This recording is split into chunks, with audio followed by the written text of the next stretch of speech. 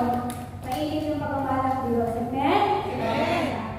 Magpapasalamat ako, balik papuri sa Diyos na buhay sapagkat mag-1 year pa lang po ako sa amo ko ngayon, November.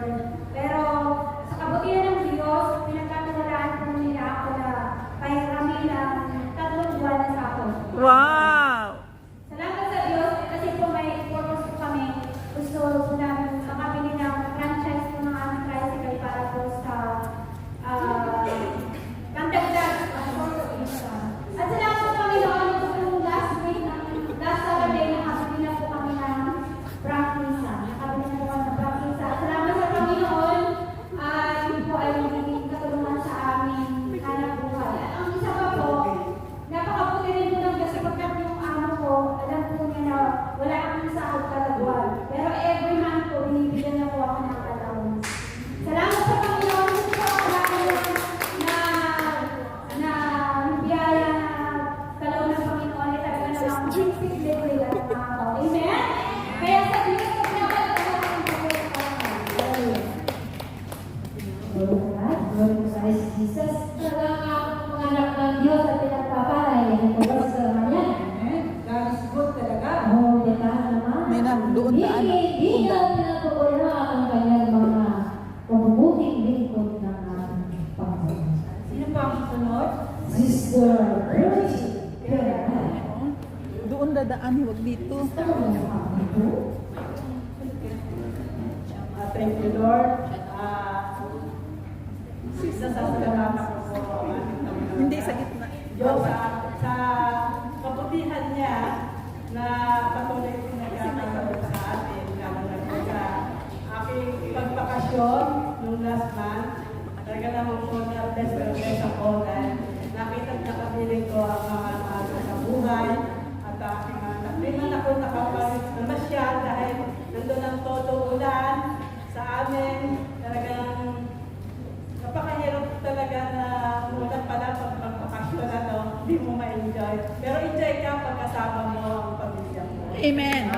At pinasasalamatan ko po yung vision ko, kaya po ako umuwi doon, na maayos ko po yung lugar namin, yung lupa ng aking biyanan na lalaki na ang history ay matagal na hindi po namin malaman kung anong history ng lupang yon.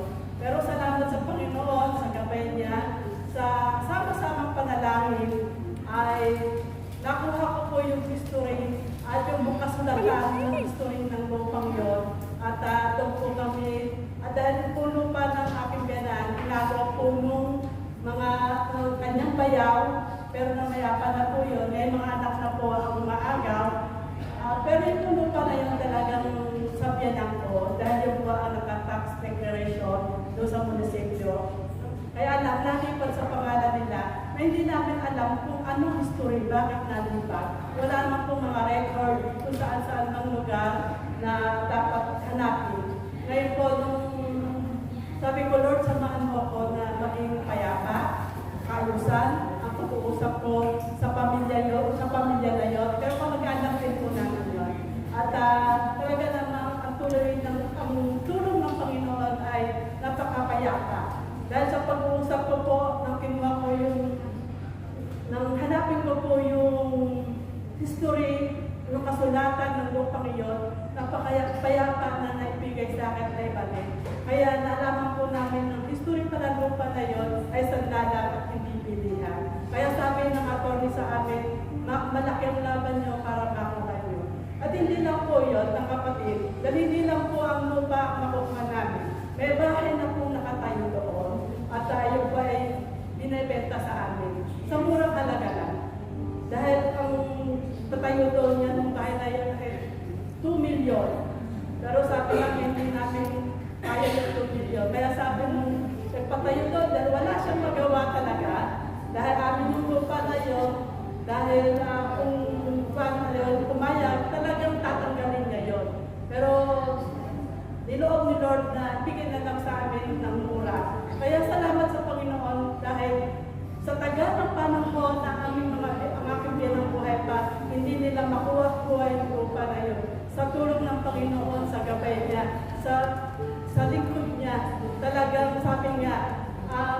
bibigyan tayo na hindi natin pinaghirapan. Bibigay sa atin ang karapatan natin para may balik sa atin kung tunay na talagang akin. Kaya salamat sa Panginoon at ako po'y nakabalik dito sa Hong Kong. Alam niyo po ba na pagbalik ko dito, siya namang umaha sa amin. Kaya salamat talaga sa gabi niya dahil kung di ako nakabalik nung araw na yon, talagang hindi ako makakalabas kung sa aming bahay dahil ang yung bewang ko. Kaya sa tulong ng Diyos, gabay ng Diyos, panalangin, gabay niya, nakarating ko ako ng malulhati at ligtas. Amen. Salamat sa Panginoon. Pagkakaos sa mga talaga yung gabay ng ating kasabuhay sa kanilang tinawag ay sagana at handa niya ibigay ipagkaloob lahat ng kahilingan at away panalangin ng bawat isa. Amen. Isa pa po, si Sister Ina.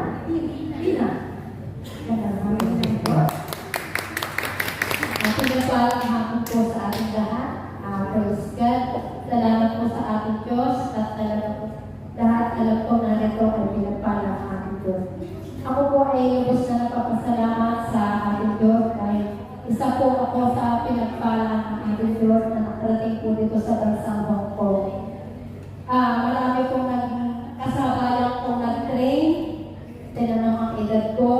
Sabi ba, sister, salamat at ikaw ay natanggapan dito dahil sa edad ko po ay hindi na po qualified. Pero sa kabutihan po ng Diyos, ako po nakarating at nakakarating dito sa bansang ko. Pero bago po nangyari ang lahat ng iyon, siyempre may pagtulong ko. Ako po ay 10 taon na trabaho sa barangay namin.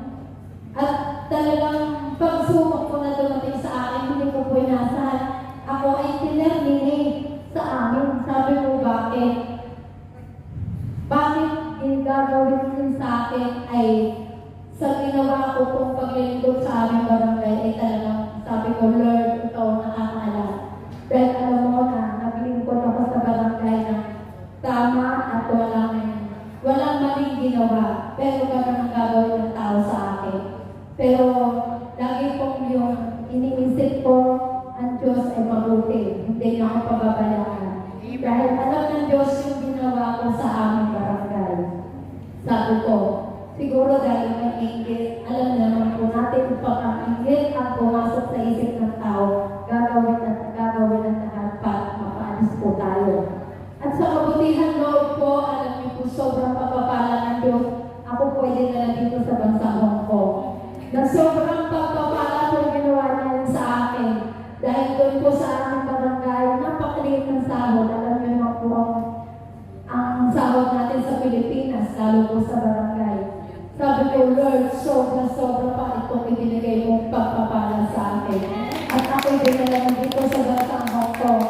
At talaga pong ito ay isang napakamalaking blessing po sa akin ito. At talagang, Lord, ako po laging umiiyak sa iyo dahil kahanga-hanga ginawa mo sa buhay ko. Maraming salamat sa iyo, Panginoon. Ang pagpuling sa iyo lamang sa pangalan ng Jesus. Amen. Binasalamatan lang po lang po ang ating Diyos sa buhay dahil sa biyaya na pinagkaloob po sa akin. Thank you, Lord! Kasi lumabas na din po ang aking visa po, kahapon.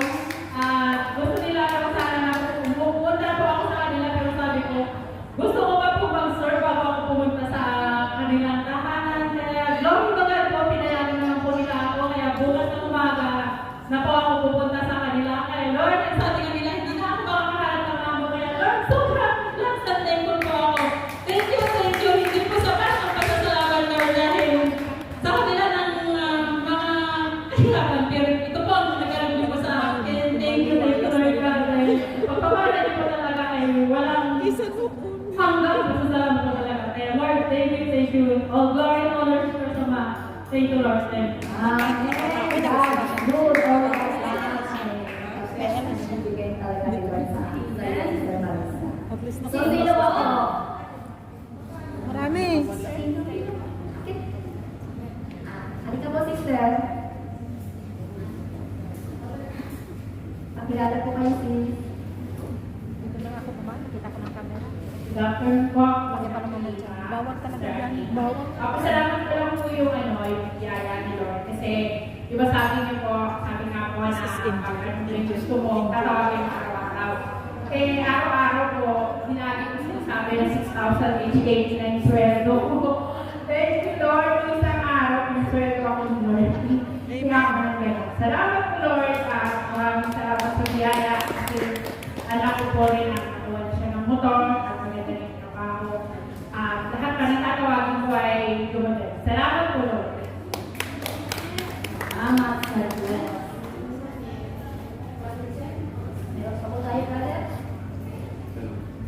Isa na lang daw po. Sino pa po? Pastor Lee. Sige po. Ay, no. Si Sister daw. Isa na lang po. Ay!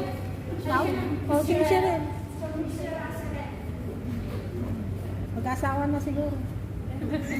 Imit niya si Dudong. Dumating na si Dudong. Balikan pasasalamat kaya para sa dahil ng Sabado po. Uuwi siya. Test, laboratory test ang aking nanay. Pero salamat sa Lord kasi lahat po ay maayos ang kanyang laboratory, pati yung kanyang kidney, open na po at saka yung liver, open na rin po. Kaya sabi ko po ang pasasalamat kaya ay ang sa lahat sa kagalingan na binigay niya po sa aking nanay. At saka, pangalawa po, ang plano ko po kasi ayaw kong mag-exit. Sabi ko sa amo ko, mag-exit na lang po ako sa Macau para makaipon. Pero may box pala ang plano ni Lord para sa akin. Ngayon po, pinayagan niya ako na makauwi. Sabi niya, uwi ka, kung gusto mo, sabi niya. Kaya sa August 9, uwi po ako hanggang ayan po, ang plano ni Lord lang mag-anniversary sa Luneta. Amen!